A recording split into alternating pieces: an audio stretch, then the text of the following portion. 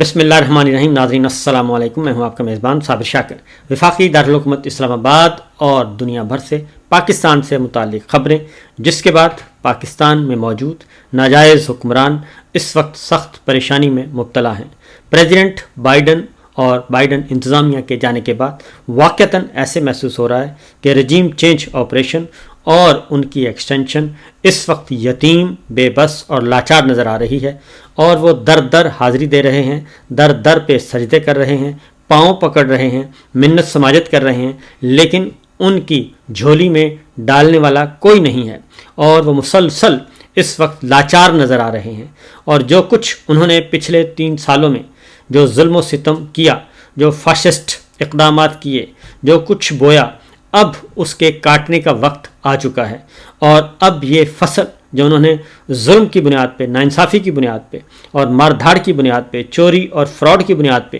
ایک بوئی تھی، اب وہی فصل بے رحمی سے ان کے گلے پڑنے والی ہے، اور یہ اب اپنے ہاتھوں سے اس فصل کو کاٹنے کے لیے ان پہ پریشر آ رہا ہے کہ ان سب کو اکھاڑ کر باہر پھینکیں. سچویشن اس وقت یہ ہے کہ آپ کے سامنے کچھ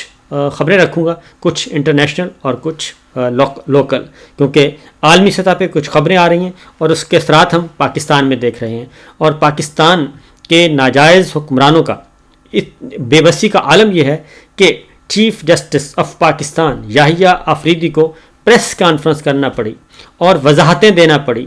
اور IMF کے ڈیلیگیشن نے جو ان کو ڈنڈا دیا اور جو ان کو آئینہ دکھایا، ان کے تمام تر جھوٹ جو انہوں نے بیان کیے، جو کہ غلط بیانی پہ مبنی تھے، جو کہ حقائق کے برخلاف تھے،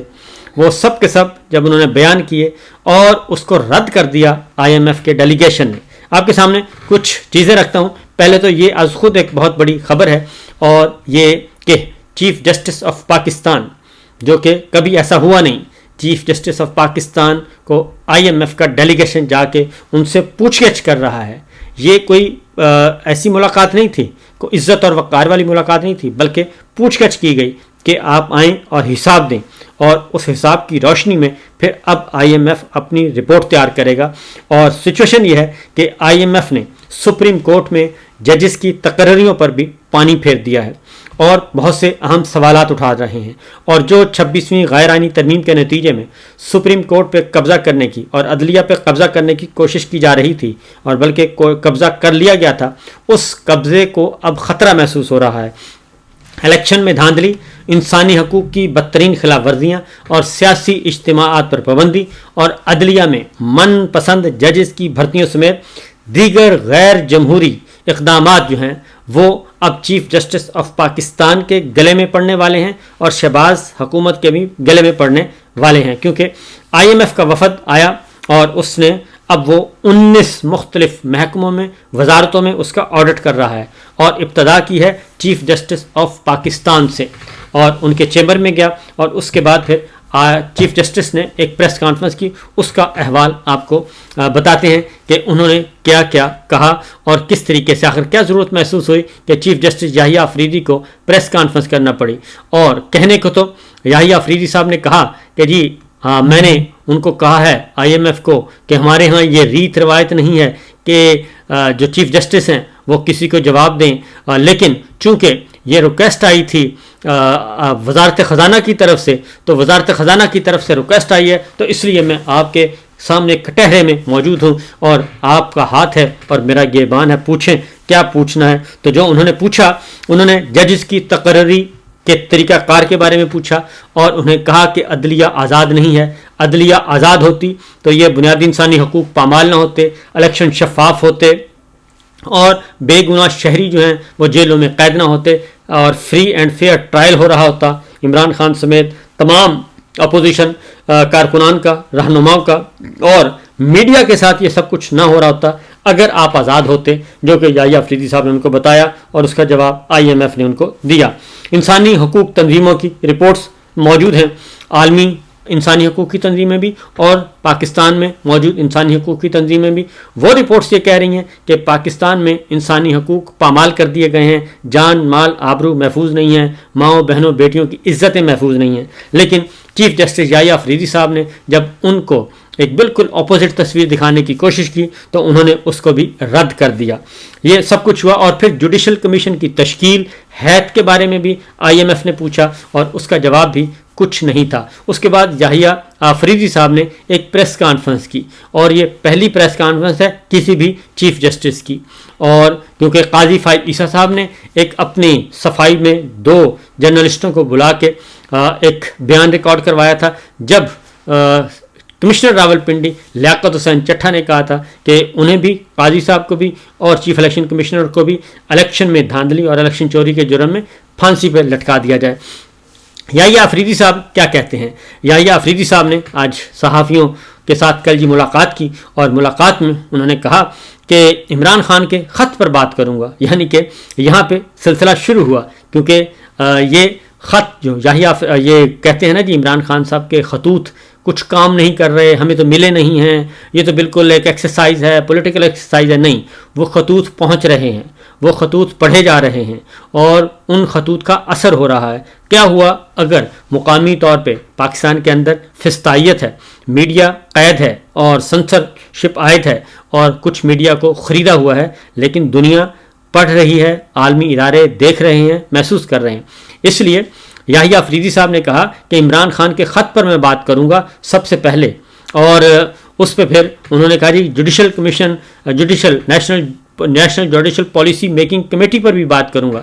اور آئی ایم ایف کے وفد کو جواب دیا ہے کہ ہم نے آئین کے تحت عدلیہ کی آزادی کا حلف اٹھا رکھا ہے. یہ وہ باتیں تھیں جو کہ سوالات اٹھائے گئے اور پھر فوری طور پہ یحییٰ آفریدی صاحب نے یقیناً بتایا ہوگا اعلیٰ حکام کو کہ جناب آئی ایم ایف کا وفد جو آیا ہے اس کے ارادے اچھے نہیں ہیں، اس کے تیور اچھے نہیں ہیں اور وہ کچھ ایگریسو ہے.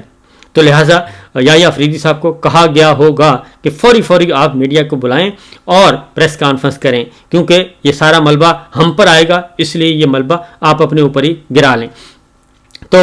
چیف جسٹس یحییٰ آفریدی صاحب جو کہ ڈیفیکٹو چیف جسٹس ہیں، یہ بات ذہن میں رکھیے گا کہ ڈیفیکٹو چیف جسٹس ہیں، ڈیجورے نہیں ہیں. ڈیجورے چیف جسٹس منصور علی شاہ صاحب ہیں، جسٹس منصور علی شاہ صاحب.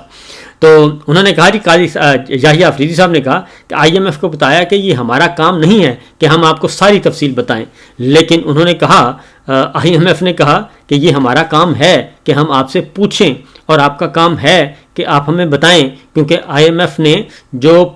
لون پروگرام منظور کیا تھا وہ اس یقین دہانی کے بعد کیا گیا تھا کہ پاکستان میں رول آف لا ہوگا، سپریمیسی آف کانسٹیٹیوشن ہوگی، جمہوریت ہوگی، شفاف الیکشن ہوں گے، بنیادی انسانی حقوق کا تحفظ کیا جائے گا، میڈیا آزاد ہوگا، سوشل میڈیا آزاد ہوگا. لیکن ان میں سے کسی ایک پر بھی عمل نہیں کیا گیا. اور یہ جتنے بھی معاملات ہیں اس کا براہ راست تعلق سپریم کورٹ سے ہے، سپریم کورٹ کے چیف جسٹس سے ہے، وہ جو ہمارے سامنے بیٹھا ہے. تو انہوں نے ہی ان ساری چیزوں کو آئین کہتا ہے چیف جسٹس کو کہ وہ ہیں custodian of the constitution. Supreme court custodian of the constitution ہے اور high courts custodian of the constitution ہے، لیکن وہ سب اپنی ذمہ داریاں پوری نہیں کر رہے. لہذا یحییٰ آفریدی صاحب کو پھر صحافیوں کو بتانا پڑا اور کہ آئی ایم ایف کے ملاقات کے بعد کا یہ جواب ہے. پبلکلی انہوں نے جواب دیا کہ ہمیں خط مل گیا ہے عمران خان صاحب کا، تو ہم کوشش کر رہے ہیں کہ عمران خان صاحب کے خط پہ عمل ہو اور ان کی شکایات کا ازالہ کیا جائے. 184(3) جو ہے آئین کا وہ اس کو دیکھتا ہے، آئینی بینچ کی ذمہ داری ہے. یحییٰ آفریدی صاحب نے اپنے گلے سے کمبل اتارا اور آئینی بینچ کے جو ہے وہ اس پہ ڈال دیا اور لہٰذا انہوں نے کہا جس میں میں بالکل بری ذمہ ہوں. اس کے بعد آئی ایم ایف کو بتایا کہ ماتحت عدلیہ کی نگرانی ہائی کورٹس کرتی ہیں. ماتحت عدلیہ میں جو کچھ ہو رہا ہے اس کے بارے میں بھی آئی ایم ایف نے پوچھا اور کہا کہ جناب نظام عدل آپ کا ٹھیک نہیں ہے اور معاہدوں کی پاسداری نہیں ہو رہی، پراپرٹی حقوق پہ بہت زیادہ مسائل ہیں اور ریفارمز کا کیا بنا، جو ہم سے وعدہ کیا گیا تھا ان ریفارمز کا کیا بنا. تو یحییٰ آفریدی صاحب نے ان کو کیا جواب دیا ہوگا وہ تو بعد کی بات ہے، وہ تو جب رپورٹ آئے گی تو پتہ چلے گا. البتہ میڈیا کے سامنے اپنی صفائیاں وہ دے رہے تھے. آئی ایم ایف وفد کو عدالتی ریفارمز، نیشنل جوڈیشل پالیسی سے بھی آگاہ کیا گیا اور آئی ایم ایف وفد نے پروٹیکشن آف پراپرٹی رائٹس کے حوالے سے تجاویز دی. یعنی کہ اب وہ تجاویز دے رہے ہیں، آئی ایم ایف تجاویز دے رہا ہے کہ جناب آپ نے یہ کرنا ہے. اور یہ سب کچھ ہائی کورٹس کے کردار پہ، پھر نئے ججز کی تقرری پہ بہت سارے سوالات اٹھائے اور اس پہ آئی ایم ایف نے کہا کہ یہ درست نہیں ہے. IMF वफद से कहा कि हमें अदलिया के लिए आर्टिफिशियल इंटेलिजेंस चाहिए होगी, यानी कि पैसे दें हमें आर्टिफिशियल इंटेलिजेंस। ये तो जस्टिस आसफ सईद खोसा साहब के ज़माने से काम हो रहा है। उन्होंने बता दिया था कि बहुत सारा काम हो चुका है, जस्टिस मंसूर अली शाह साहब इस पे काम कर रहे थे, लेकिन उन सारे ऑनरेबल जजेस को तो उठा के आपने बाहर फेंक दिया है। अगर आप इतने ही संजीदा होते तो ये गैर आइनी इक़दाम ना करते। तो उसके बाद याहिया अफरीदी साहब ने कहा जी कि मुझे वज़ीर आज़म का ख़त आया था और वज़ीर आज़म के ख़त के जवाब में फिर मैंने शहबाज शरीफ साहब को ख़त नहीं लिखा, मैंने अटॉर्नी जनरल को बुलाया और उनका शुक्रिया अदा किया और कहा कि मैं ख़त नहीं लिखूँगा, मेरी तरफ से आपकी बल्ले बल्ले। तो ये भी कहा गया और आज उन्होंने ये भी बताया। फिर उन्होंने कहा जी कि हमने कायदे हिज़्ब इख्तिलाफ इमरान खान से बड़ी मुश्किल से, उमर अयूब से बड़ी मुश्किल से रब्ता किया। हमसे ये तवक्को ना करें कि एक ही मीटिंग में सारे जवाब मिलेंगे। और फिर आगे कहते हैं कि हुकूमत और अपोजिशन दोनों से अदालती इस्लाहात के लिए एजेंडा मांगा है। भाई हुकूमत कौन सी हुकूमत, याहिया अफरीदी साहब, कौन सी हुकूमत जो इलेक्शन चोर है, मैंडेट चोर है, जिसने 26वीं गैरानी तरमीम की, जो सुप्रीम कोर्ट पे काबिज है, हाई कोर्ट्स पे काबिज है, मीडिया पे काबिज है, पूरे इंस्टीट्यूशन, पूरे आइन पे काबिज हो चुकी है, क्या वो हुकूमत? और उन्होंने कहा जी कि इमरान खान का ख़त आइनी जजेस आइनी कमेटी को भिजवाया है और उस पर बात हो रही है और मैंने जजेस से कहा है कि सिस्टम को चलने दें, यानी जाली निज़ाम को चलने दें। ये है वो कमिटमेंट जो कि याहिया अफरीदी साहब दे के आए हैं। और जस्टिस मंसूर अली शाह साहब को कहा गया था कि army chief general Asim Munir साहब से मुलाकात कर लें तो हम आपको चीफ जस्टिस बना देते हैं, लेकिन वो नहीं माने थे और उन्होंने कहा था कि ऐसा मुमकिन नहीं है और आइन के तहत आपने बनाना है, बनाएं आइन और मेरे मुकद्दर में होगा, अल्लाह ताला ने लिखा है तो मैं ज़रूर बनूंगा, अदरवाइज कमिटमेंट्स मैं नहीं दे सकता, ना ही मैं मुलाकात करूंगा। इसके साथ साथ जी उन्होंने साथ इल्ज़ाम भी लगाया याहिया अफरीदी साहब ने कि कारपोरेट जो केसेस हैं वो साथी जजेस सुन नहीं रहे, ये भी उन्होंने कहा। तो बहरहाल ये वो चीज़ें थी जो कि आज याहिया अफरीदी साहब को बाकायदा तौर पे प्रेस कॉन्फ्रेंस करके उन्हें करना पड़ा जी। तो अब आते हैं कि ये मुलाकात, इस मुलाकात में बहुत तनकीद हो रही है और